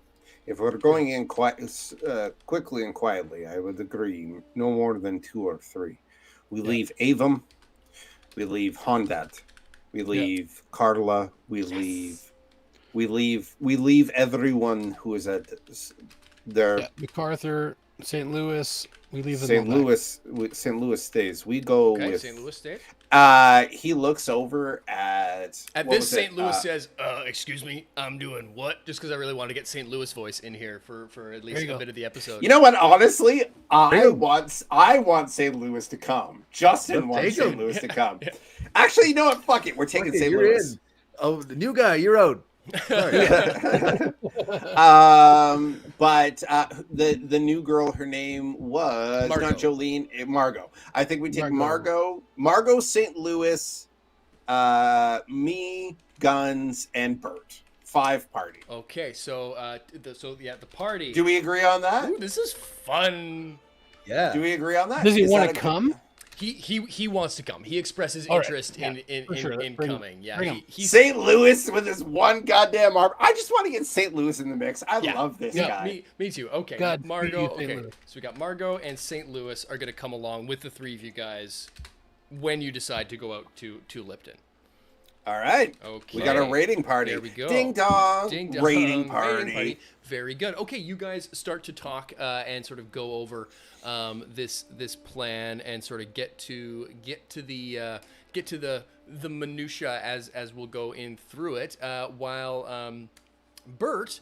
Bert, repair that fucking radio. Gets to fix in on that radio. Bert, you head over, leave them to their business of the more tactical planning, as tends to be your way. You letting them sort of get down to the nitty gritty of how this is all going to play out, but you just got to keep the trains running on time. Baby. I don't need to worry about all that, man. They'll figure it out. Yeah, Bert just keeps him. He's just all right, man. Okay, all right. Be a lot cooler if you did. And then Yuri looks at St. Louis and he goes, all right.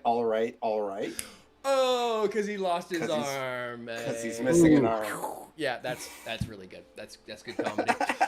Bert, with his saddlebag, makes his way back over to his workshop / house. It's an older barn that at one point in time would have probably been like a livery or like a stable or something, but it now acts as Bert's both home and workshop. It's like a 2-level sort of thing. He's got the loft up there where he sleeps, but there's all manner of like everything in here is in some sort of technological state of improvement, repair, or complete scrap. And one of the things in here is the receiver, the actual ham radio box itself from the town's radio. The dish you took a pretty nasty hit from some fire as well, but you got that pretty well patched up. But you currently have there's a 2 big old bullet holes in the top of this radio. Given it a look-see, I will say that you looked at it is in pretty bad shape. So were you to just try to give this a good old-fashioned let's try to make it happen. It would be at least a difficulty 3, but actually, we're gonna up the stakes even more to try to encourage the exchange of back and forthness here. It's gonna be a difficulty 4 test to get this thing working up and running, unless maybe you can tell me a reason why, or spend some action points for some MacGuffin or something that might make this repair job that much easier. Can I get an assist from someone possibly? Yuri's super good at science, so I could give you an assist. I'm not good at repair. I'm good at science. Okay, I like this a lot. The science of repair. The science of repair. Yeah. So what we'll do, this will be a little. We'll fudge it a little bit. You know what? I'm gonna give you. Gonna give you 3 action points, and I'm going to buy. Well, you have 5 currently. I know, but like with 3 action points, can I buy another broken radio? Like, oh, can I Hondat? Yes, Hondat. Before the walls came up, before we put the walls in, Hondat has a radio. Hondat brought in a junk radio. I also have a radio. Dorman Guns also has a little. I will give up my radio. Fantastic. I like this. Okay, so we got a junk radio and Dormant Guns radio. Fantastic. Okay, I will spend from your party pool. We will spend 1 action point. Because that's really great. This is exactly how I wanted this to happen. Yep. Okay, so you guys go around town. This is perfect. You collect all the old we start scrounging. Like, hey, we need to get in contact with Altona. Yep. It is imperative. This is exactly it. Yeah, you get, and it's good. I think in episode 1 or 2, you after Hondat gets shot, you turn on a radio in the back room. To make him more comfortable. There is an in-game radio in Hondat's We're waiting for it. This is exactly. Oh my god. Okay, I cannot. This is exactly what I wanted you guys to do. Was to pull deep into season 1 of all the random shit and make it applicable and useful somehow. Yes, I sat with him all night while he got shot. Beautiful. And I turned the radio on for him. Yeah. And the radio was tuned to it was a WGNR radio station, an in-game radio station of us playing the game. It was very meta. But anyway, my head hurts. Circling back around, you go through and you find all of the hand crank shitty old, like, just picking up, hey, it's Galaxy News Radio bullshit out in there. Yeah, transatlantic accent. Yeah, exactly. Operator. And so you get all of the radios, and you take them apart. And so we're going to take this down, because that is just so absolutely genius. We'll take it down from a difficulty 4. I'll be benevolent, because this is exactly, I want to reward you guys doing this, down to a difficulty 2 repair test, because the radios will be 1, and rather than do an assist, just you being around and your sciencey knowledge will take it down by 1 difficulty. Give me a difficulty 2, baby boy. Oh, you can do this, baby. Okay. And now I'm gonna buy 1 extra dice. Oh yeah, here we go. Playing the game like we know how. Okay. So here we go. So intelligence repairs take skill. Target number is 14. 14. Looking for 2 successes. Oh, look at number 14. Fucking do it, buddy. Oh, yes! That's 3 crit successes. Holy crap. 6 successes. You just invented Starlink. That's right. I'm launching satellites. Like, it's happening. It's all happening. Straight up. It's all happening. Is the radio thing? Amazing. No, it's not. Okay, so here's what happens. Did we just get in touch with the aliens? You did. Yeah. We made first contact. Mothership Zeta, all of a sudden, as you turn this thing on, a bunch of Zetans just go, huh? As like the radio click stackles. You said it. It's canon. It's canon. It just happened. Yeah. But we go over. You get all the bits and bobs, and you're going through, and like you're so close. You're like, this should work. It's like that scene in Griswold Family Vacation where like it's the light switch in the garage that turns on all the lights. Like you can't figure out, like, it should be working. Like you got everything connected. There's no reason that this isn't working, and it takes you hours and hours, and as you're going through, it's the middle of the night and you're about to give up and you fall asleep, but you wake up in a shot about 20 minutes after you fall asleep with that eureka moment, and you run out to the gate and you fling it open, and Avum and some of the other guards up at the top are screaming, Bert, get back, what are you doing? And you just, without a care in the world, you run over and grab the Nokia cell phone. Yes! Yes! From the remains of the dog, of the mutant hound, and you run back, and you take it apart. Fuck you entirely. You take it apart, God, and you find one. It's so pristine. Yeah, one fucking little MacGuffin diode something, and you plug it in, and as it kicks to life, and you are having, you can't dial it in. There is so many signals coming from everywhere. You are getting, they're all on different frequencies on this ham radio, but the message is more or less the same. Can't Help. stop the signal. Mutants, save us. And that's where we'll end it for today. Oh, That fuck, is yes, the that end was good. of Ah. episode 1 of Home on the Rage, a Fistful of Neutrons story. Thank you all so much for tuning in. We're just getting cracking with this 3-part adventure.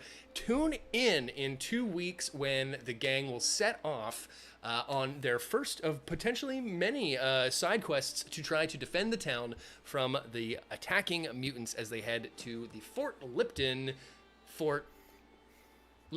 That Upton? sentence didn't play out well. It is Fort Lipton. the Fort Lipton. Lipton. Thank you all so much for Fort tuning in So and much for watching. fun. Make This sure is you're such a good subscribed to episode. the channel so you can catch up on all the latest videos. And stay tuned because this Wednesday, we're going to keep on going with our weekly painting streams, which will be super fun. It's going to be a slightly shorter one this time around because I've got it'll be about an hour because I got an errand to run there in the evening, but we're going to keep on the weekly streams for about an hour. And then on Sunday, we have another special episode coming, something completely different on the channel. We're going to have another live stream a little bit earlier in the day, I believe, but we're going to build the war rig live. We're building the war rig on camera. coming. We've got all the pieces. It's here. It's ready to go. These guys are going to walk me That's through you it. guys. You made the war Yeah, rig. and it's all because of you guys. And the nice thing about that too is that once that new machine's built, the old editing rig is going over to Justin. So stuff like today, where a random, Windows update shuts down the stream randomly. Hopefully, knock on wood. It's how we're staying one step ahead of the moose. We're just always just like Always- rising always tide lifts all looking ships, behind, baby. but Just always Step ahead of the moose, one step baby. behind the moose. Yeah, exactly. So yeah, we're coming up slowly, and that's all thanks to you guys. So thank you all again so much for the donations. Thank you all for tuning in on this new experimenty type thing that we are trying here to give Justin a break to formulate the last arc of season 2, and also set the stage for what may come in season 3 as well. Really excited to tell this little mini story, and also really excited to get back to the main prime timeline as well. But we're gonna have a little bit of fun here for a couple more episodes in the meantime. So the next show is what's that, gang? The When is that? That's what we're 27th. 27. So there you go. So, but we got the live painting stream on Wednesday, and then the war rig construction on the following Sunday. So lots of live streams coming up over the next little while. It's all happening. It's all happening, baby. But we're It's all happening. And make sure you hit all the likes, subscribes, all the things, Patreons, and all the stuff. But we're going to be back on Wednesday, and then Sunday, and then Sunday again. So until then, bye. Bye.